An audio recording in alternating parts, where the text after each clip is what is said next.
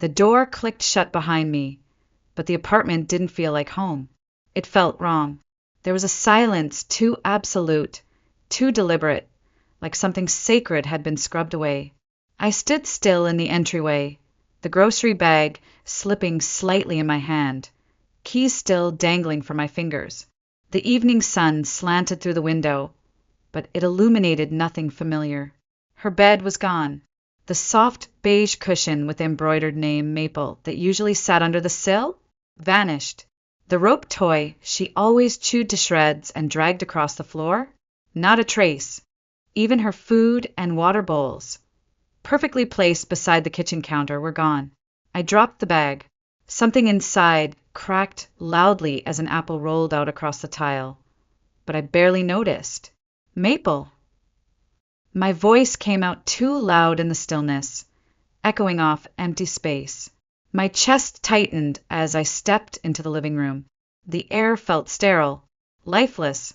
No scratches on the hardwood floor. No tufts of blonde fur caught in the corners. Just nothing. It was like she'd never existed. I moved mechanically from room to room, opening every door, checking every closet. My brain knew she wouldn't be there. Maple never hid. She greeted me every single time I walked through that door, her whole body wagging, her head nudging my hip before sitting neatly to wait for her signal. She was never late. She was never absent. Until now. My phone buzzed against my hip. A single text from Mom. Come by the house when you get home. We need to talk. I stared at the screen, the words blurring for a moment. My heart had already started to tumble into some dark, bottomless place. And yet, I replied with nothing. Just grabbed my coat again, keys in hand. The drive from Portland to Crescent Hill only takes 20 minutes. That night, it felt like crossing a continent. My knuckles were white on the steering wheel, my breath steady in a way I'd trained it to be. 15 years in state-level crisis management had taught me how to keep calm when everything around me caught fire. But this wasn't work. This wasn't protocol. This wasn't someone else's emergency. This was mine. And deep down, I already knew. Maple was gone. But they didn't know what they'd just taken from me. Not yet. The porch light was on when I pulled up to my parents' house. Same yellow glow. Same cracked step I'd tripped on 1,000 times as a kid. Same flower beds Mom still kept meticulous, geraniums, even in October, lined up like soldiers. Everything looked so familiar, but nothing felt safe. I didn't knock. I never had to. I just opened the door and stepped inside. Mom was already waiting in the hallway, arms crossed. Her mouth tightened when she saw me, like she'd been preparing for a confrontation, but wasn't sure how to play it. I didn't greet her. I didn't take off my coat. Where's Maple? She didn't flinch, didn't blink, just said it like she was announcing a change in the weather. We gave her to Crescent Hill Animal Services. Pets are too expensive. We needed the money for bills. For a moment, I didn't move, didn't breathe. Then I nodded just once. Bills are important. That startled her. I saw it, the flicker of surprise, even a little smugness rising behind her eyes. She thought I'd understood, that I was being reasonable, that I'd rolled over. She stepped aside. Come in, we'll explain. Dad was in his recliner, feet up, watching some rerun of a game show. He didn't look at me, didn't acknowledge me, but he didn't mute the TV either. That was his language. Quiet agreement by inaction. I sat on the edge of the couch, still wearing my coat, hands folded neatly in my lap. I stared at my mother. She was already shifting into explanation mode. You know how tight things have been. Your father's medications went up again. The mortgage, utilities, food. And with you always buying that high-end dog food, those toys, the vet appointments, it just wasn't practical anymore. She was mine, I said, voice steady. You're always so logical about things, Harper. You always said we needed to budget better. This is budgeting. I smiled faintly. She'll be fine, Mom continued. She's a beautiful dog. They said she'd find a new home, quickly. probably with a family who can actually afford to care for her. A jab, a message. They weren't just trying to save money. They were trying to punish me for prioritizing Maple, for not handing over more when they needed it. I kept my voice calm. How much do you think you'll save? That lit her up. Mom loved numbers, loved being practical. Well, just the food alone was $60 a month. Then that ear infection last spring? $200. And don't even get me started on grooming. Dad chimed in, still not looking at me. $1.40 every 6 weeks. For what? Mom added, you spend more on that dog than we spend on groceries. Honestly, Harper, it wasn't even necessary. She's just a pet. Just a pet. I felt my nails bite into my palms, but my expression didn't change. I let her finish, let her feel triumphant. Then I said, you're right. Those expenses do add up. Her eyes lit up, victorious. I knew you'd see it logically. I nodded again. She was just a pet. And in that moment, they truly believed they'd won. Back at my apartment, the silence felt deeper. Not the emptiness of absence, but the weight of betrayal. I didn't take off my shoes. I didn't sit down. I walked straight to the filing cabinet in my home office, pulled open the drawer labeled medical and legal, and began sorting. Everything was there. Maple's service dog certification from Cascade Service Animals in Colorado. Her state disability registration, listing me as her sole handler. The federal documents classifying her as durable medical equipment under the Americans with Disabilities Act. The psychological evaluation from 2 years ago, the one that formally diagnosed me with chronic PTSD related to prolonged secondary trauma in crisis intervention roles. Even the receipts, $25,470 in total. Tuition for her training, travel for handler boot camp, equipment, follow-up sessions. They thought she was a luxury, like a designer handbag I'd splurged on after a rough week. But Maple wasn't about comfort. She was about survival. I had never told my parents about the diagnosis, not when the flashback started, not when I began avoiding loud restaurants and public gatherings, not when I started sleeping on the floor by the door during storm season. To them, I was just their practical daughter, the one with the stable job, the steady paycheck, the logical mind who always picked up the phone when things fell apart. They didn't know about the first panic attack at work, or the way Maple would nudge my knee just before it hit, anchoring me back with her presence. They didn't see her press against my body at night to keep the nightmares at bay. They didn't know the way she positioned herself behind me in checkout lines, creating a bubble of space so I wouldn't spiral from sensory overload. They didn't know because they never asked. And now they'd taken her, because she was just a pet. I opened my laptop, created a new folder on the desktop. Incident Maple, October 12th. I began compiling everything. Screenshots of the text from Mom, a transcript of our conversation, quotes, dates, estimated value, federal protections, the shelter's name, their exact phrasing, she's not necessary. My fingers moved fast, precise. I'd processed disability claims for over a decade. I knew how to write reports. I knew how to build evidence. I knew how to win when it came to systems and law. I didn't cry. I didn't shake. I didn't scream. I documented, because I wasn't just going to get Maple back. I was going to show them exactly who they had underestimated. The next morning, I called Crescent Hill Animal Services as soon as they opened. The woman who answered sounded chipper, casual, someone who clearly hadn't read the storm coming her way. Animal Services, this is Melanie. How can I help you? I'm calling about a golden retriever, mix named Maple. She was brought in yesterday. One moment! I heard clicking in the background, then a pause. Yes, she's here. Beautiful dog. Very calm. Well trained. Are you interested in adoption? No. She's mine, I said. She's a certified service dog, and she was taken from my residence illegally. There was a longer pause this time. The people who brought her in said she was theirs. They signed the surrender form, they lied. I have documentation. Federal certification, state registration, psychological evaluations, receipts.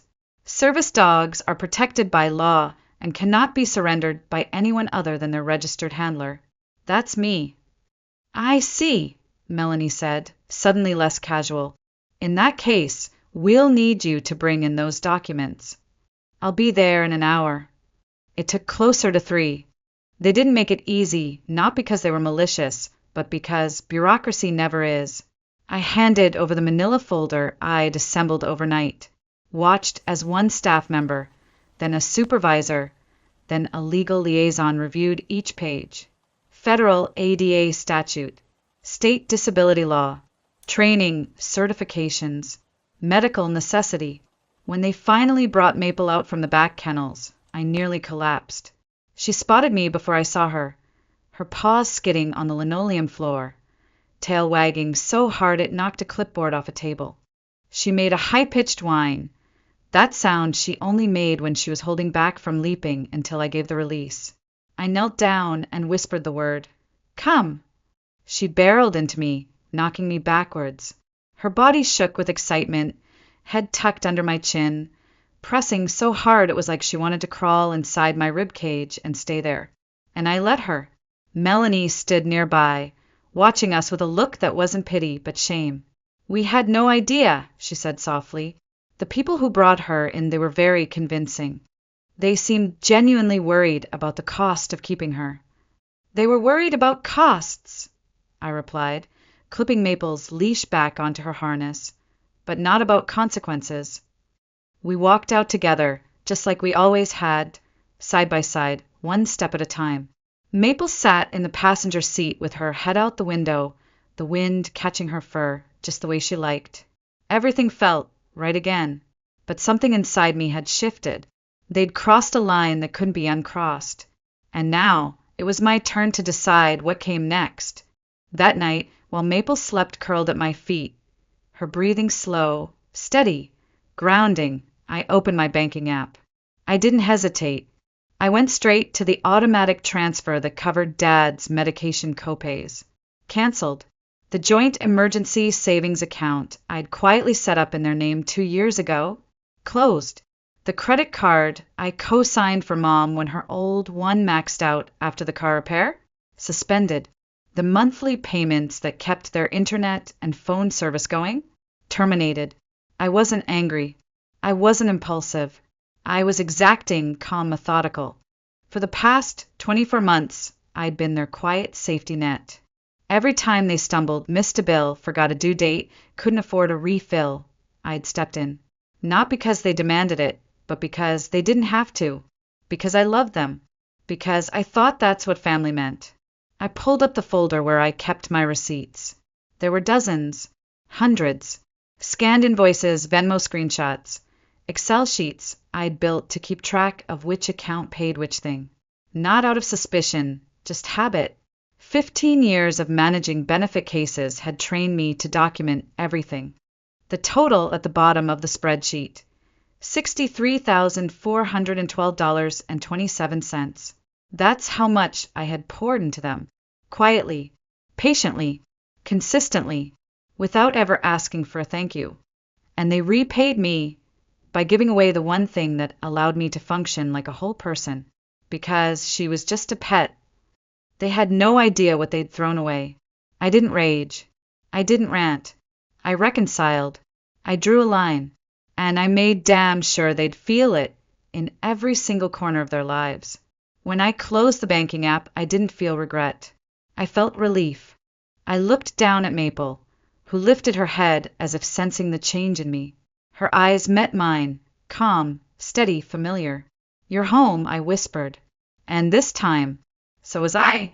The first call came just after 9 p.m. "Harper." Mom's voice barked through the phone, sharp and panicked. "The bank says there's a problem with the emergency account." I was on the couch, Maple's head resting on my thigh, her eyes fluttering in sleep. "Which account?" I asked, though I already knew. "The savings account. The one you use for Dad's prescriptions and doctor visits. There's nothing in it. The card was declined. I closed it, I said simply. Silence. Then a brittle edge. You what? Why would you do that? You said pets were too expensive, I replied, stroking Maple's ears. That the money should go to bills instead. I'm following your logic. That's completely different, she snapped. That money is for actual emergencies, for real necessities. Like giving away someone's medical equipment to save $60 a month. More silence. I could hear Dad's voice in the background, confused and agitated. What's wrong? What's she saying? Mom's voice returned, slower now.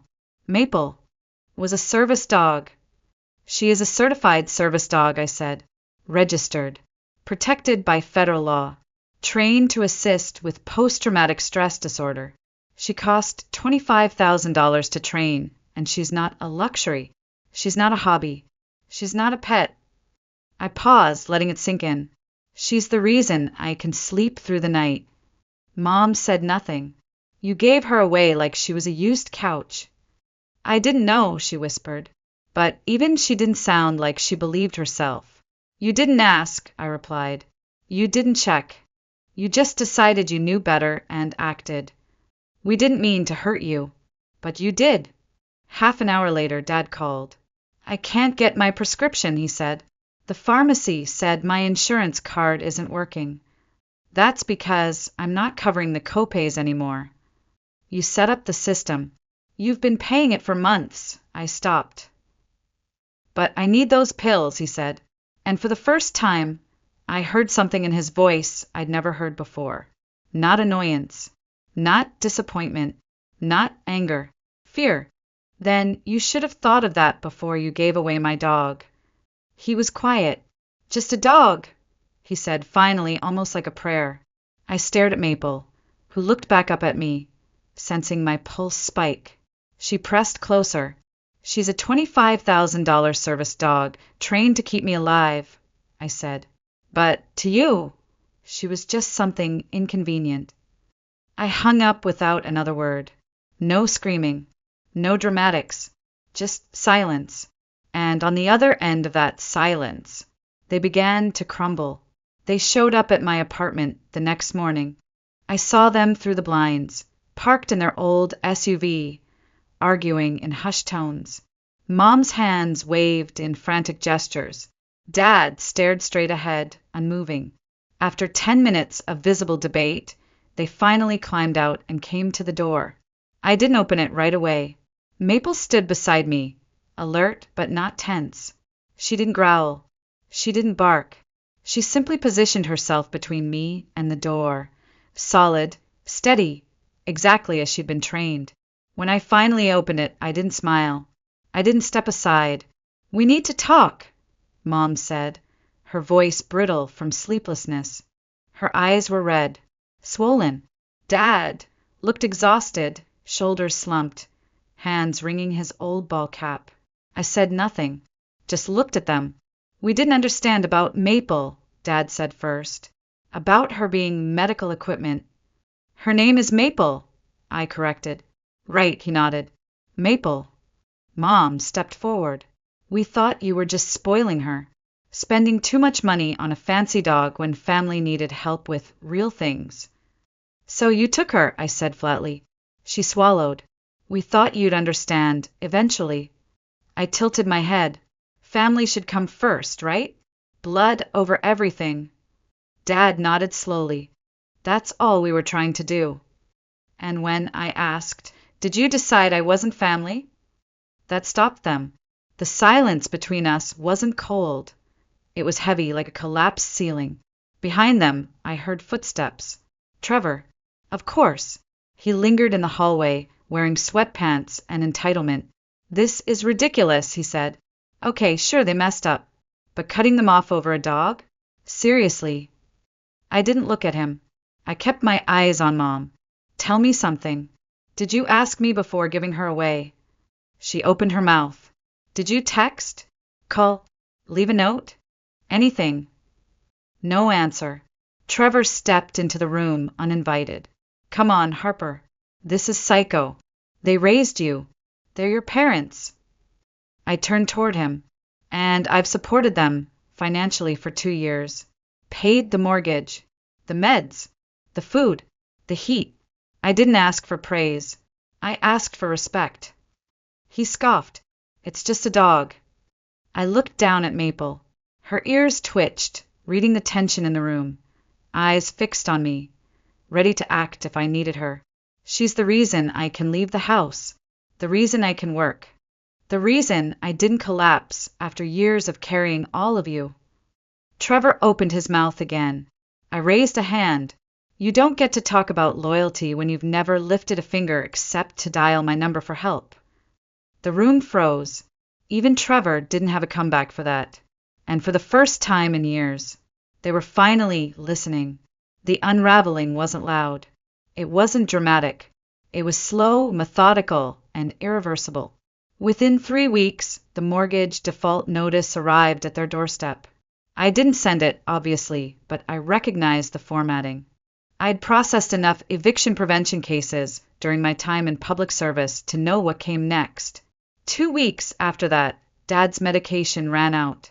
Aunt Carol called to tell me he was having dizzy spells, but refusing to go to the ER.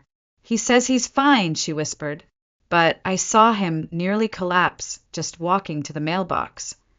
I didn't respond. Mom's car broke down again. This time it wasn't the transmission, it was the alternator. She tried to get a repair estimate and was denied financing. I knew this because she left a voicemail that started with, "I know you're upset, but we really need your help this time." I deleted it before she finished. Trevor moved back in. I found out through a neighbor who sent me a picture. 3 adults now crammed into a 2-bedroom house with no air conditioning, no working stove, and no plan. They were unraveling, and I wasn't doing a damn thing to stop it, because for the first time, it wasn't my job to fix everything. They'd spent years depending on my silence, on my steadiness, on my sense of duty. They thought I'd always show up, always patch the holes they poked in the boat. They thought I'd always put them first, even when they treated me like I was expendable. But when they gave Maple away, without consent, without discussion, without a trace of regret, they sent a message loud and clear. You don't matter. Not as much as our bills. Not as much as our pride. Not even as much as $60 a month. Now the message had been returned. And this time, it came with consequences. I blocked every number that came through. I ignored every voicemail. I left unopened every email with a subject line like, "Just one more thing," or "Please read."